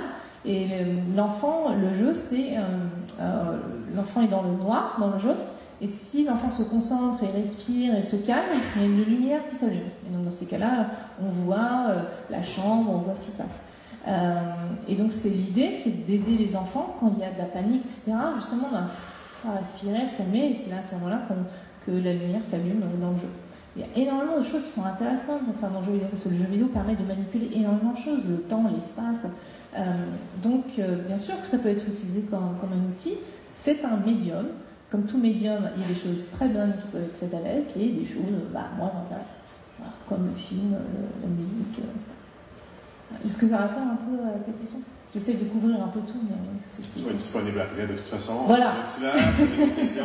On va prendre une dernière question, mais avant, je vous rappelle à tous que pour ceux qui ont des emplois, Comme d'habitude, vous pouvez venir ici sur scène à la fin.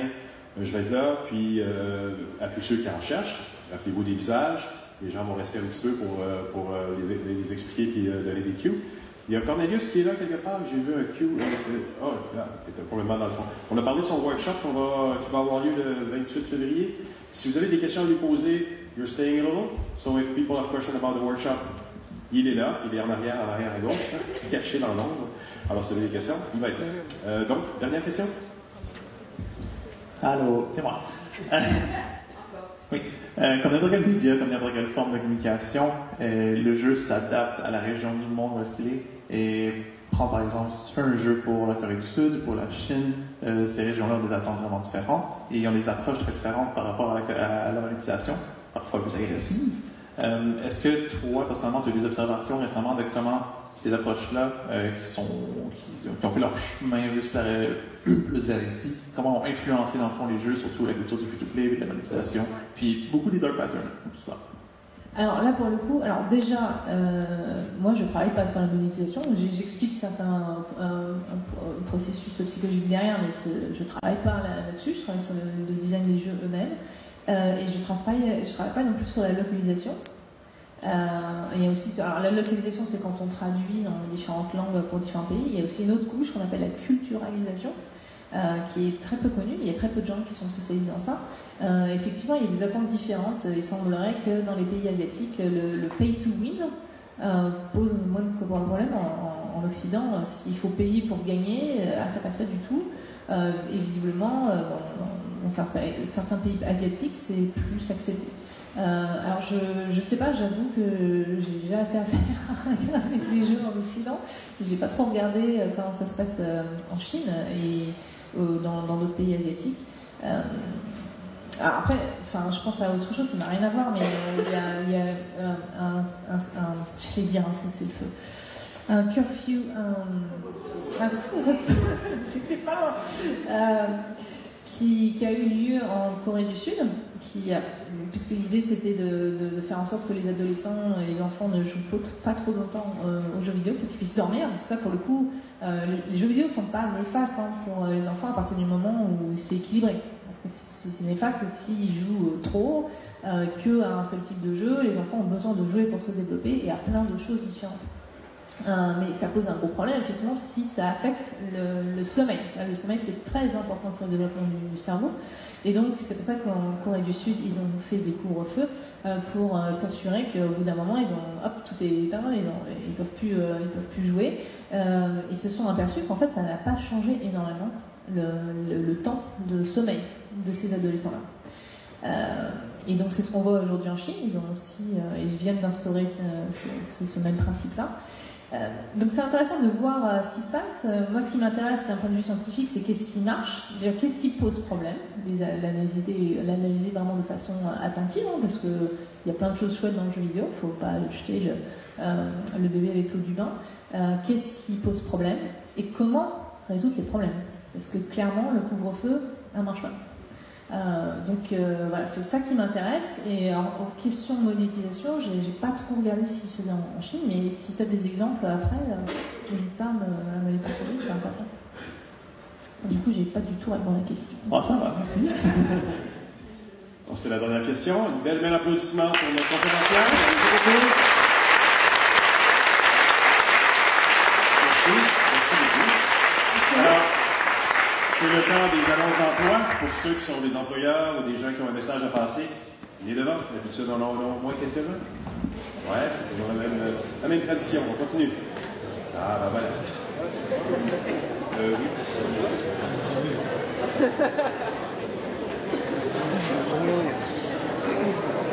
Oui. Ici. Au centre, sur la lumière. Venez. Alors, moi, premier. Oui. Allô, moi c'est Nicolas, je suis chez Aldo, les chaussures, et on cherche un neurodesigner pour notre neuro-e-commerce. On a plein de dopamine, on a tout ce qu'il faut. Ça va, merci. Alors, tous ceux, là, regardez-les bien, ceux qui sont des emplois, ils vont rester un petit peu encore, prendre un verre en haut ou ici, vous êtes les bienvenus, venez les voir. Allô, moi je suis Aurélie, et UX chez Ubisoft. puis on cherche un concepteur-rédacteur pour rejoindre l'équipe sur le jeu Rainbow Six Siege. Donc venez me voir. Il y a aussi d'autres membres de l'équipe présents ce soir pour répondre aux questions. Ça vous intéresse. Merci. Merci beaucoup. Allô, je m'appelle Carmen, je travaille chez Ubisoft, puis on cherche un ou une designer UX pour travailler en collaboration avec designer UI dans les équipes Suregaze. Super, merci beaucoup. Suivant. Bonjour, je m'appelle Simon, je travaille pour Bethesda Game Studios et je suis accompagné par Marie. Moi, je suis game designer et des UI UX et on cherche c'est ça, d'autres game designers, d'autres UI designers. Donc, venez nous parler. C'est pas UX, c'est UI, mais avec des affinités pour le UX. C'est bon? Tout le monde a compris? Parfait. Prochain.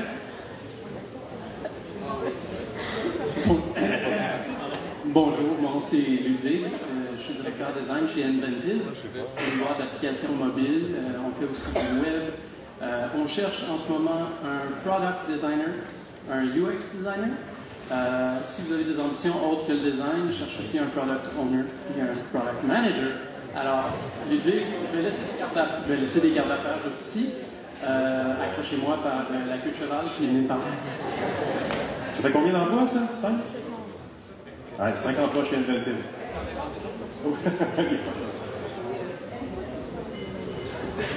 Salut, moi c'est Mathieu, je travaille chez MySmart Journey. On fait une plateforme qu'on donne à nos clients pour qu'ils puissent créer leur propre parcours dans les lieux physiques. Puis on parle de parcours qui sont très ludiques.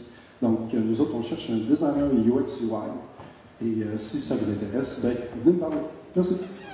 J'ai oublié de demander le niveau d'expertise. Junior, intermédiaire, senior, intermédiaire. Parfait. Prochain. Allô, moi c'est Matt. On cherche une personne pour combler un rôle de product design chez Zendesk. Si tu aimes la messagerie, si tu aimes les plateformes, le niveau enterprise, collaborer avec un paquet de bureaux au niveau global et tu as un niveau de seniorité assez avancé, viens voir. Merci beaucoup. Bonjour, je m'appelle Marc-André Tremblay, je travaille avec OnePoint. Nous, en fait, en général, ce qu'on fait, c'est la transformation digitale. On travaille avec beaucoup d'entreprises afin de les emmener dans une transformation axée sur le design d'expérience et des design systèmes. Alors, on a beaucoup de transformations qui se fait dans beaucoup d'entreprises à Montréal, qu'on a besoin de designers seniors intermédiaires pour faire le lead sur ces designs de transformation. Je vous remercie. Allô, moi c'est Thérèse, je travaille chez Ubisoft. On ne travaille pas dans le jeu, on travaille dans les outils et on cherche un profil d'ergonome / designer d'interaction pour venir rejoindre notre équipe, donc plutôt senior, tout ça. Mais les autres profils, vous pouvez nous envoyer des CV aussi. Ubisoft. Moi, c'est un peu différent. Je parle pour quelqu'un d'autre qui était sur la liste d'attente. Il n'était pas capable de venir, alors je parle pour lui. So, c'est pour LVL Studio, un UX designer, to serve a network operator. So, si vous êtes intéressé à LVL, vous pouvez chercher ça en ligne. Merci. Oh, Radio-Canada. Ben ouais. J'ai fait mon chandail de tout mon UX 2 minutes.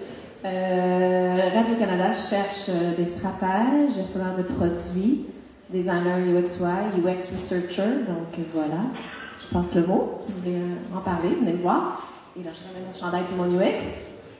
Ben, tout c'est tout. Moi, je suis à la Ville de Montréal. C'est un processus de 6 mois, on s'entend. Si vous regardez vos retours, si vous êtes patient, venez me voir, on va jaser. Pas affiché encore. Ça devrait sortir quelque part en juin, puis vous devriez mais c'est des bons salaires, des bons avantages. Si vous avez le goût de faire des enfants, prendre des congés.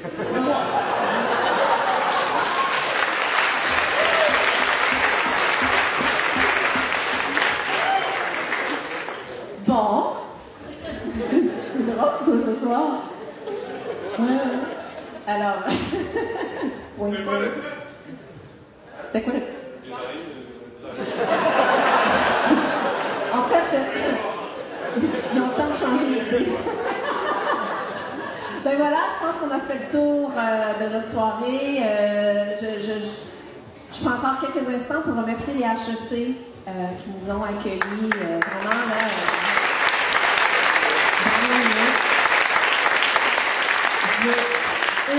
dire, là, les gens de Tout le monde UX à venir sur la salle, un petit peu qu'on vous donne d'amour. On a parlé des commanditaires, on a parlé de Célia, mais là, vous savez pas c'est quoi, là, hein? Essayez d'organiser un événement comme ça, donc allez, un peu d'amour.